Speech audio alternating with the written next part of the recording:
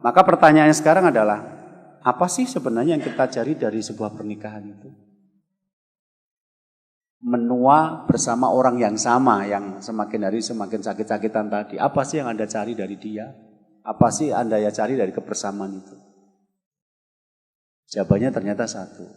Yang kita cari dari sebuah pernikahan adalah keberkahannya, barokahnya.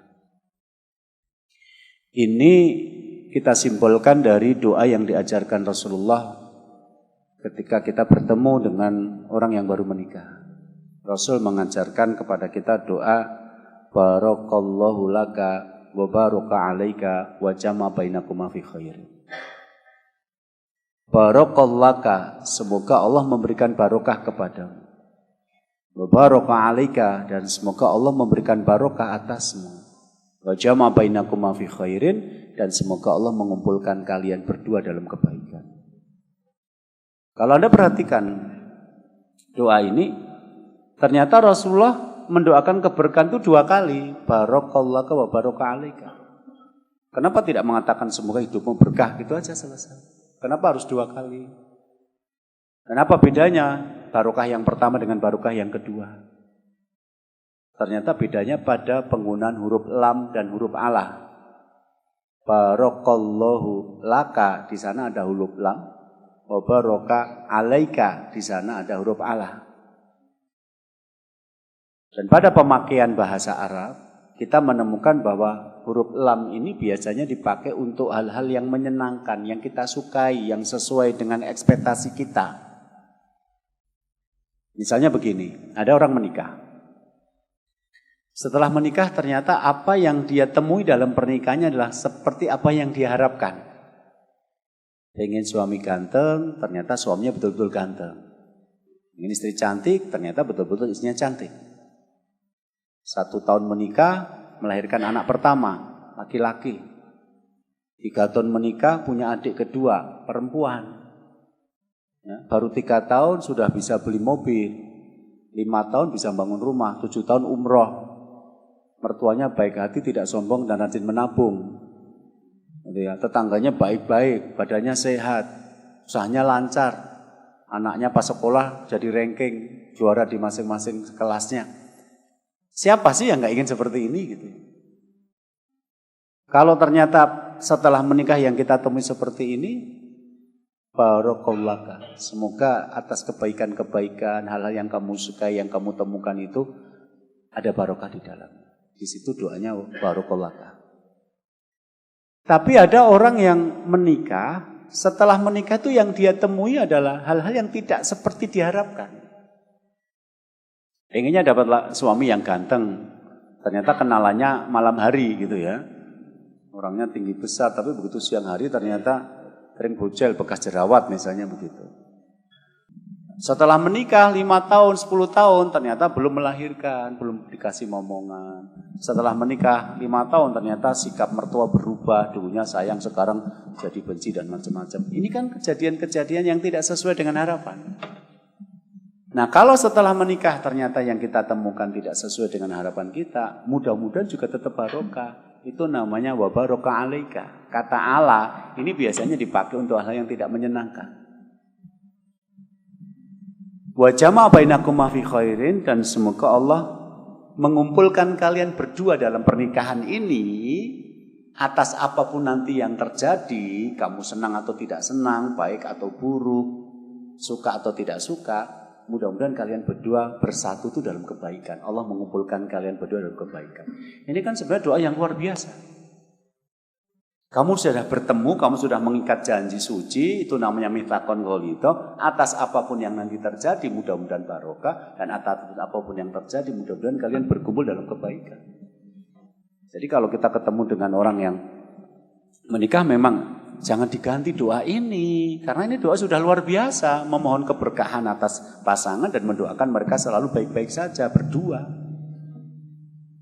Kan ada orang-orang sok-sokan gitu, merasa lebih pintar daripada Nabi, padahal aslinya karena tidak hafal doanya. Akhirnya apa? Menciptakan doa-doa baru gitu loh. Begitu ada temannya nikah, kamu habis menikah? Ya, selamat ya, mudah-mudahan cepat dikasih momongan. Dia ganti doa itu. Ternyata doanya dikabulkan Allah, baru 1 tahun temannya sudah melahirkan anak. Kan dikabulkan Allah, tapi penderitaan dimulai. Kenapa? Masih tinggal sama mertua, mertuanya galak. Ngontrak ra iso, manak terus. Mangan cek melu moro tuwa, dia anak meneh, gitu loh. Gara-gara doamu dikabulkan Allah, temanmu menderita. Jadi jangan sok ganti doa Rasul dengan doa versi sendiri gitu loh maksud saya. Ya udah, Rasul sudah memberikan contoh yang terbaik. Doakan seperti Rasulullah mendoakan saya.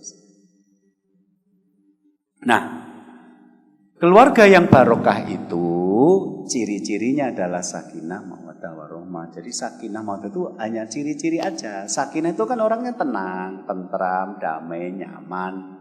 Jadi kalau Anda pagi hari ini bangun, hati Anda kok tenang, tentram, nyaman, damai, itu kan sakinah. Ada yang tenang karena meskipun dia mungkin tidak punya uang yang banyak, tapi bisa jadi juga nggak punya utang. Itu lebih tenang daripada yang punya mobil tapi ternyata ini hari ini harus bayar kreditan yang kedua, cicilan dan belum punya uang gitu loh. Jadi dia wiri pakai motor ke sana kemari atau mobil itu bukan karena senang, itu mau cari pinjaman buat bayar kredit sebenarnya itu.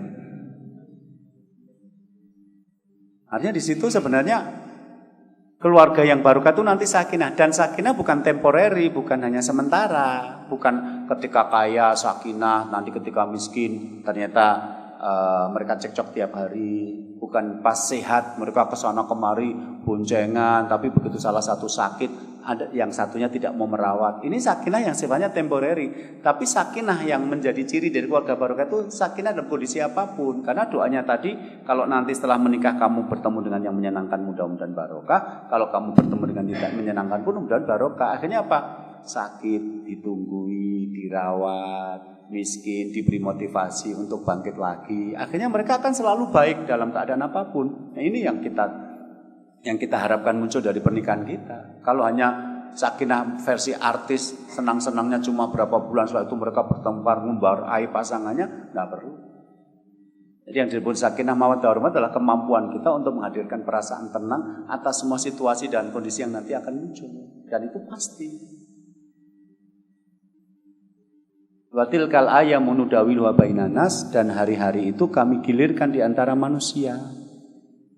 Yang dimaksud dengan kami gilirkan itu adalah min farokhin wa ghumin wa sihatin wa saqamin wa ghina wa faqrin.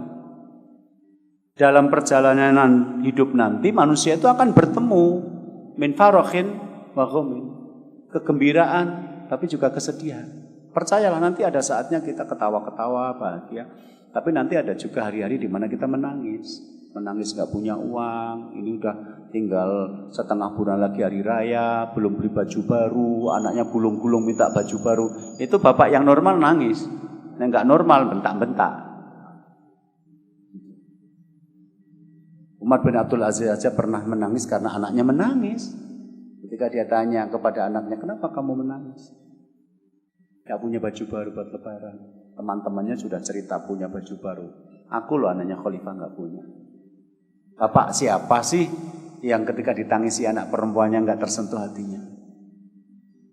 Maka Umar bin Abdul Aziz kemudian mengatakan kepada putrinya, kalau begitu kamu tinggal di sini, aku datang ke Baitul Mal untuk mengambil gajiku bulan depan. Mudah-mudahan bisa dan nanti itu dipakai buat beli baju baru. Setelah itu Umar bin Abdul Aziz mendatangi Baitul Mal, ketemu dengan petugasnya dan kemudian mengatakan keinginannya. Dia ceritakan keadaan yang terjadi dan mengatakan ingin mengambil gaji bulan depan. La mani'a walakin bisyartin. Enggak apa-apa. Enggak ada masalah kalau Anda mengambil gaji Anda bulan depan, tapi ada satu syarat.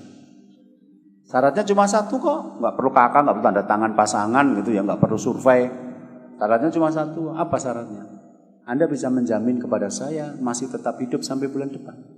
Itu aja syaratnya. Karena yang Anda mau ambil adalah gaji atas pekerjaan Anda. Lah kalau setelah ngambil ini pulang kemudian kecelakaan meninggal dunia, itu kan bukan uang apa coba? Masa uang untuk menggaji pekerjaan jadi uang duka, uang takziah kan nggak bisa. Anda pastikan Anda masih hidup sampai bulan depan, uangnya keluar. Tapi Umar bin Abdul Aziz nggak bisa. Justru karena syaratnya cuma satu itu jadi nggak bisa. Karena dia tahu bahwa umur manusia tidak ada yang tahu sampai kapan. Dia kembali pulang, menemui putrinya dan anaknya yang lain dan mengatakan, tahun ini kita tidak pakai baju baru di lebaran. Dan semuanya setuju. Itu menunjukkan bahwa normalnya bapak itu ditangisi anak ya tersentuh. Bahkan ada yang rela sampai jadi koruptor, ada yang rela sampai jadi kriminal atau begal. Itu aslinya kan gur pengen nyeneng-nyeneng kayak anak karo bojo di lebaran toh. Banyak orang-orang menjadi jahat itu hanya karena pengen membuat anaknya ketawa, istrinya ketawa, di lebaran kumpul-kumpul dengan saudara biar tidak direndahkan sama mertua. Apa yang Anda cari dari pernikahan kalau hanya menjebak Anda kepada sikap perilaku palsu seperti ini?